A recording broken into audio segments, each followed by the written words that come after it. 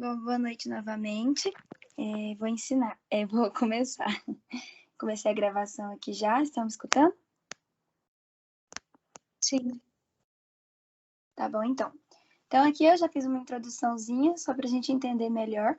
A gente vai estudar as glândulas e também depois a gente vai estudar melhor as papilas linguais. As glândulas, elas são classificadas de acordo com a sua secreção. Então, nós temos ácidos serosos, que são as glândulas que secretam proteína, os ácidos mucosos, que são as glândulas que secretam mucina, tanto que a gente já viu bastante na histologia que o muco ele fica mais branquinho e os ácidos mucosos vão ficar mais claros, e os mistos que possuem as células serosas os ácidos serosos e mucosos.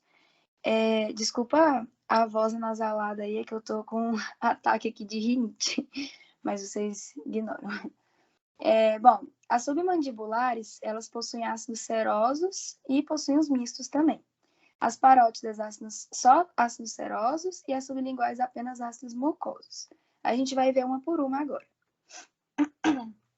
Aqui a gente tem uma glândula submandibular do roteiro de vocês. Ela é uma glândula mista. Ela possui aqui ácidos mucosos com ácidos serosos. Então, aqui o AS é serosos, a gente vê aqui que ela tem uma coloração mais escura, elas são alongadas, né, por serem glândulas tubulares. Aqui também ácidos serosos também que são mais escuras. E essas partezinhas mais claras, né, elas são os ácidos mucosos. E aí elas já são mais clarinhas, são esféricas e possuem um núcleo arredondado. Aqui a gente mostra também o tecido conjuntivo denso, que possui, por exemplo, como se fosse um hilo, né? E o DE é ductos excretores. Esses ductos excretores são os maiores da glândula, a gente vai ver eles melhores nos próximos slides. E aqui no tecido conjuntivo denso, nós temos a veia e a artéria, que aqui a gente vê bem a diferença, né, da parede da artéria, ela é bem mais espessa, com mais camadas de células, e na veia ela já é mais, tem um endotélio mais fininho. Desculpa. Aqui, então, vendo mais específico a glândula submandibular, nós temos, então, os ácidos mucosos e serosos, como a gente já viu, e elas vão produzir secreções. Quando elas produzirem secreções, elas vão entrar nos ductos intercalares, que nessas lâminas não dá para ver bem, mas eles estão dentro, né, dessas células, desses ácidos, são menores, né, estão dentro do lóbulo, e eles são revestidos de epitélio simples cúbico. Então, lembra, como eles são menorzinhos, sempre quando vai diminuindo o tamanho, vai ficando mais simples também. Então, epitélio simples, apenas uma camada, e cúbico, que é bem pequeno, né? E aí, quando eles passarem desses ductos intercalares, quando eles vão saindo dos lóbulos, eles chegam nos ductos estriados. A característica do ducto estriado é que ele já começa a ficar um epitélio mais especializado, então ele é simples ainda, mas já é colunar, alongado, né? Ele é envolto por tecido conjuntivo e ele possui estriações no citoplasma basal. Aqui a gente vê, ó, não sei se vocês estão vendo minha setinha, mas aqui escrito DET, e aí a gente tem as estriações, que dá para ver mais ou menos. Eles já são um pouquinho maior e recebem a secreção do ducto intercalar. E depois vem o ducto excretor, né, que é o maior de todos, que a gente tinha visto na outra imagem. Eles são já pseudoestratificados ou já estratificados, ou seja, começou a ficar mais ainda, e aí ele começou a ter mais camadas de célula, né? Então aqui a gente vê um do lado de uma artéria. Aqui a gente até vê um DET, né, um estriado, né, um menorzinho, desembocando no excretor, certo? Aí, aqui a gente tem o LP, que são linfócitos e plasmócitos que vão produzir o IgA, que vai ser secretado pela glândula submandibular. E nós também temos o AMX, que aqui como exemplo. Lembra que eu falei que eles são mistos? Ou seja, eles são mucosos, essa parte mais clarinha, grande, bem arredondado, né? E eles são revestidos ali em volta pelos serosos, que são mais escurinhos. Então, é isso que é um misto. E aqui um ducto estriado. Qualquer coisa vocês me param e perguntam. Continuando agora, mudando a glândula parótida, ela é toda feita de ácidos serosos, aquela mais escura, né, menor, produtores de proteína. E o que a gente vai ver na glândula parótida? Ácidos serosos mais ductos, que é aquele que a gente já tinha falado, né? Mesma ordem dos mucosos lá, mais adipócitos. Então, na glândula parótida, a gente vai ver mais adipócito, lembrando que a gordura ela fica branca, né, na histologia, então tudo essas partes brancas aqui são adipócitos, e os ácidos serosos vão ser irregulares e revelam suas grânulos, né, secretores de zimogênio, só uma curiosidade mesmo. Então, seguindo os ductos aqui, nós vamos ter o ducto intercalar, que tem menor, epitélio simples, cuboide. Aqui a gente já consegue visualizar o ducto intercalar, aqui até melhor, maior aumenta à direita. Ele tá vendo que ele é uma camada só o epitélio e é cúbico.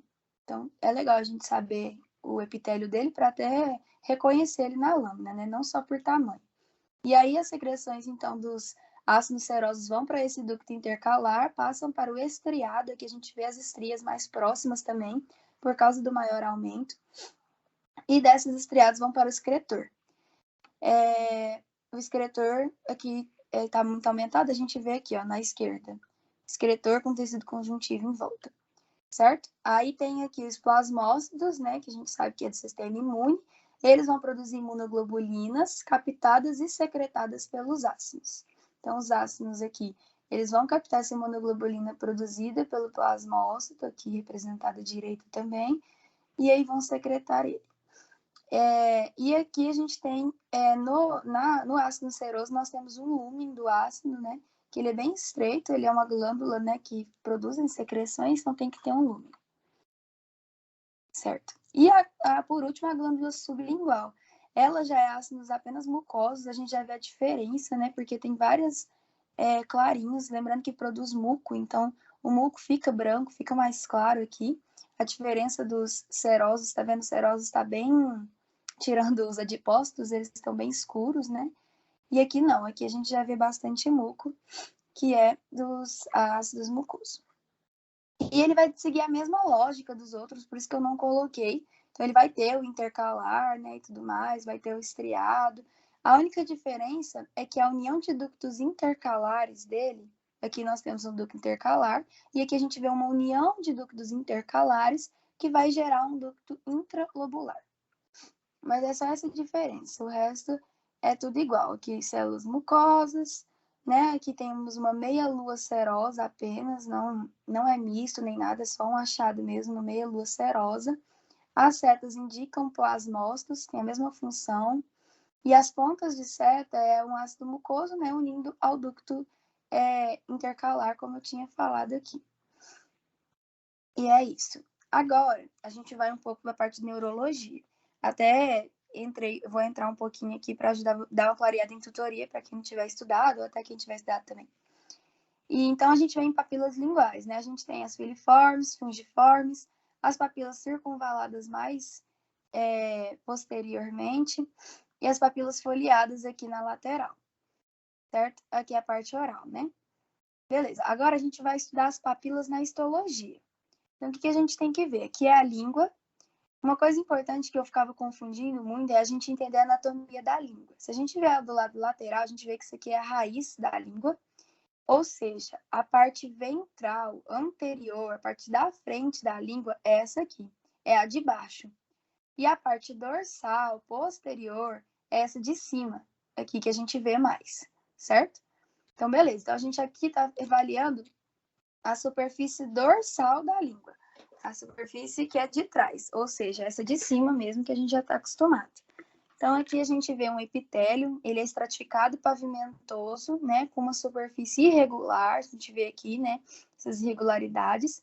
E aqui nós temos algumas papilas, essas aqui são filiformes, elas são mais numerosas, e é importante a gente entender que as papilas filiformes, elas não estão incluídas ali na neurologia, porque elas não captam o sabor, elas não captam o que a gente tem que, na hora da neurologia, pegar o sabor e ir até o sistema nervoso central. Elas ajudam lá na digestão, ajudam na trituração dos alimentos, com secreção e tudo mais, né? Então, elas ajudam só na digestão. As filiformes não estão incluídas no sistema nervoso central ali. E aí, elas possuem projeções cônicas, com epitélio estratificado pavimentoso e não possuem botões gustativos. Os botões gustativos são os receptores do sabor, certo? E em volta dessas, entre uma papila filiforme e outra, a gente vai achar a fungiforme. Aí elas já são estruturas dispersas, arredondadas, isoladas. Oh, gente, desculpa, minha avó estava me ligando. Aí meio que caiu. Só um minuto, deixa eu responder ela. Pronto. Bom, continuando. As fungiformes, né, localizadas entre as papilas filiformes. Elas vão ter um núcleo formado no centro, né, por papilas de tecido conjuntivo primário, que são as maiores, e papilas de tecido conjuntivo secundário, que são as menores. Que é mais uma curiosidade, porque não tem maior aumento mostrando certinho. Aqui, então, a gente vai ter o tecido conjuntivo e aqui a gente vai ter o músculo, né? Feixes de músculo estriado, e aí tem vários cortes do músculo. Então, nossa língua, ela não segue um padrãozinho. Todos os músculos longitudinais nesse corte. Não, a gente cortou ali uma parte da língua. Então, vai aparecer músculo que está longitudinal, transversal, ângulo reto. Então, lembrar só que ele é um estriado. E que a língua, sim, ela é um músculo. Você morder a língua, deve até ver que ela é mais durinha. Beleza. E aqui na superfície ventral, que é a parte da frente aqui que a gente viu na raiz, né? A gente vê mais nervos, a gente vê mais papilas ligadas ao sistema nervoso central. Não que na parte dorsal não tenha, né? Mas a gente só vendo mesmo. Aqui, então, a gente vai ter um epitélio, tecido conjuntivo, um músculo normal, e aqui nós temos nervos. Lembrar que aqui a gente tem uma junção do epitélio com o tecido conjuntivo. E aí é constituído de papila tecido conjuntivo denso do epitélio. Porque a gente vai entender agora. Esse epitélio, ele vai invaginar no tecido conjuntivo. Certo? Então, aqui, o que a gente tem? A gente tem as papilas, né? Tem vários tipos. Lembrando, as filiformes não estão incluídas nisso, não estão incluídas no sistema nervoso, mas as outras estão. Então, vamos pensar a foliada. Essas papilas, elas têm essa estrutura aqui, é isso que a gente vai ver na histologia.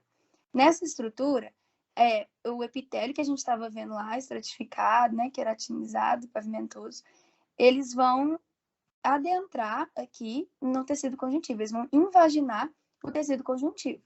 Quando eles fizerem isso, a gente vai entender melhor na histologia agorinha, mas aí vai formar esses botões gustativos, que são essas bolinhas aqui mais claras.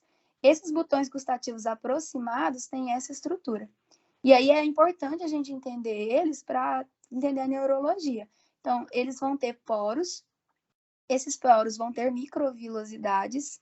Então, o alimento ele vai entrar aqui entre as papilas e vão acessar esses poros que estão saindo aqui, ó, nesse epitélio. Esses poros é a parte externa da língua, ele está externo ali mesmo, ele tem contato direto com o alimento, com o sabor do alimento. E aí, quando eles captarem esse sabor, eles vão passar para essas células sensoriais gustativas, que estão em contato com terminações nervosas, e essas terminações nervosas que vão passar para os feixes de fibras nervosas, que vão todo o sistema nervoso lá, vão acender, certo? E aqui em volta, aqui a gente tem o epitélio normal, né? Que a gente vê na imagem maior.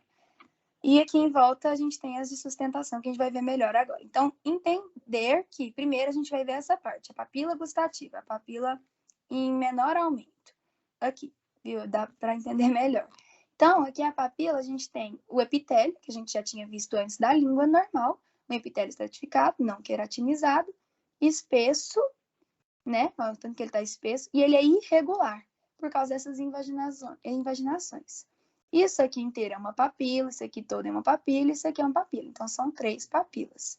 E ela acontece por causa da invaginação desse epitélio estratificado não queratinizado no tecido conjuntivo frouxo, que vai formar uma fenda. Então, isso aqui é nomeado fenda. E é na fenda que estão localizados esses botões gustativos. Dá para ver esses pontinhos mais claros são os botões gustativos. Esse epitélio, quando ele invagina, então lembrar, antes ele era estratificado, não queratinizado, e espesso e irregular. Quando ele invaginou, a gente vê aqui, ele ficou bem mais fininho e ficou regular, ele não tem mais aquelas irregularidades ali, certo? Beleza. PTC, que está aqui, são papilas de tecido conjuntivo, que é isso aqui tudo, né? Aqui o epitélio, tecido conjuntivo frouxo, as fendas, então ele invaginou, o epitélio, ok. Aqui os botões gustativos que a gente vai entrar mais agora. E aí, além disso tudo, a gente ainda tem algumas glândulas serosas linguais, que a gente até viu já, né? As glândulas serosas são mais escurinhas, tudo mais. Elas vão fazer uma secreção e vai levar através desses ductos aqui, DC, tá escrito, até as fendas que vão chegar nos botões gustativos. Agora a gente vai ver isso aqui, ó. Esses botões gustativos ampliados. Então, eles estão lá na fenda, a gente vai ver ele ampliado. E tá vendo? É bom de ver na histologia, né? Depois eu vou tentar achar nas lâminas da faculdade. Eu não me lembro se tem. Mas eu não tive a oportunidade de tirar foto ainda, porque foi prova semana passada. Mas amanhã eu vou lá na faculdade e vou tentar tirar foto para vocês. Se alguém tiver foto, também me manda que eu tento nomear. Então, aqui, a gente vai ter os poros com os microvílulos que vão estar externamente ali em contato com a comida.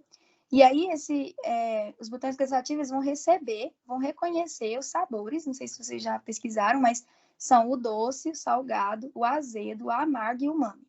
E aí, quando eles captarem esse sabor, eles vão transferir para as fibras nervosas, que no caso é a aferente sensitiva. O que a gente tem que lembrar? Que eu vou dar uma dica para vocês, que eu entendi aqui no terceiro período, pelo menos na minha vez, a gente focou mais em entender a parte sensitiva, ou seja, a parte que capta lá no órgão e vai para o sistema nervoso central, certo?